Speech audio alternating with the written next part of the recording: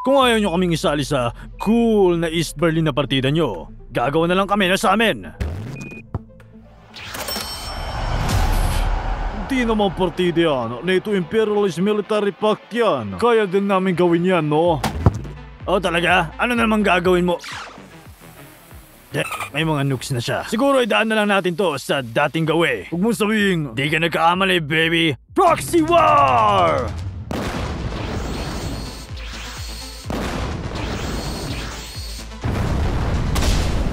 Gamitin na ang secret weapon.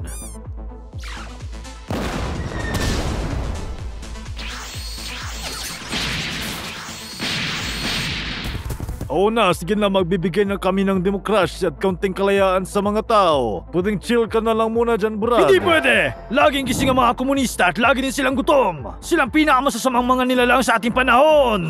USA nga din na nagbago.